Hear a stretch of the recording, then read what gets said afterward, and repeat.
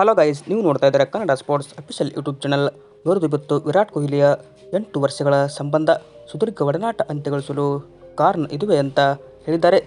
ವಿರಾಟ್ ಕೊಹ್ಲಿ ಸದ್ಯಕ್ಕೆ ಏನಪ್ಪ ಅಂದರೆ ಇಂಗ್ಲೆಂಡ್ ವಿರುದ್ಧದ 5 ಟೆಸ್ಟ್ ಪಂದ್ಯಕ್ಕೆ ಇರೋದಿಲ್ಲ.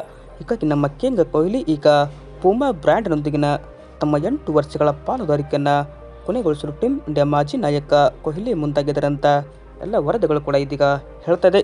ಇನ್ನು ಭಾರತದ ಅಗ್ರ ಕ್ರಿಕೆಟಿಗ ವಿರಾಟ್ ಕೊಹ್ಲಿ 2017ರಲ್ಲಿ ಪೂಮಾ ಜೊತೆಗೆ 110 ಕೋಟಿ ರೂಪಾಯಿ ಮೌಲ್ಯದ ಒಪ್ಪಂದಕ್ಕೆ ಸಹಿ ಹಾಕಿದರು. ಅಂದಹಾಗೆ ಈ ಬ್ರ್ಯಾಂಡ್ ಭಾರತದಲ್ಲಿ ಜನಪ್ರಿಯತೆಯನ್ನು ಹೆಚ್ಚಿಸಿಕೊಂಡಿರುವುದಕ್ಕೆ ವಿರಾಟ್ ಕೊಹ್ಲಿ ಕೂಡ ಕೊಡುಗೆ ಅಪಾರ ಅಂತ ಹೇಳಲಾಗಿದೆ. ಆದರೆ ವಿರಾಟ್ ಕೊಹ್ಲಿ ಬ್ರ್ಯಾಂಡ್ನೊಂದಿಗಿನ ತನ್ನ ಸಂಬಂಧವನ್ನು ಕೊನೆಗೊಳಿಸಲು ಸಿದ್ಧವಾಗಿರುವುದರಿಂದ ಒಪ್ಪಂದವು ಇನ್ನು ಮುಂದೆ ಅಸ್ತಿತ್ವದಲ್ಲಿರುವುದಿಲ್ಲ ಎಂದು ವರದಿ ಕೂಡ ಹೇಳ್ತಾ ಇದೆ. ಇನ್ನು ಭಾರತದ ಮಾಜಿ ಆಟಗಾರ ವಿರಾಟ್ ಕೊಹ್ಲಿ ಅವರು ಮೇ 2023ರಲ್ಲಿ ಪೂಮಾ ಇಂಡಿಯಾದ ಮಾಜಿ ವ್ಯವಸ್ಥಾಪಕ ನಿರ್ದೇಶಕರ ಜೊತೆ ಕೂಡ ಮಾತಾಡಿ ಈಗ ಕ್ರೀಡಾ ಪಾದರಕ್ಷೆಗಳ ಬ್ರ್ಯಾಂಡ್ ಆದ ಎಜಿಲಿಟಾಸ್ ಸ್ಪೋರ್ಟ್ಸ್ನೊಂದಿಗೆ ಕೈ ಜೋಡಿಸಲು ಕೂಡ ಮುಂದಾಗಿದ್ದರು.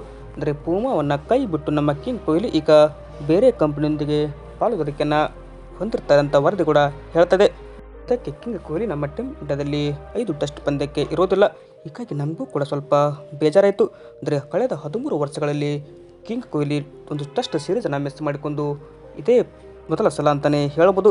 ಇದಾಗಿತ್ತು ಇವತ್ತಿನ ವಿಡಿಯೋ ಇಷ್ಟ ಆದರೆ ಲೈಕ್ ಮಾಡಿ. ಹಾಗೆ ಹೆಚ್ಚಿನ ಸ್ಪೋರ್ಟ್ಸ್ ಮಾಹಿತಿಗಾಗಿ ತಪ್ಪದೆ ನಮ್ಮ ಯೂಟ್ಯೂಬ್ ಚಾನಲ್ಗೆ ಸಬ್ಸ್ಕ್ರೈಬ್ ಆಗಿ ಸಪೋರ್ಟ್ ಮಾಡಿ. Thank you.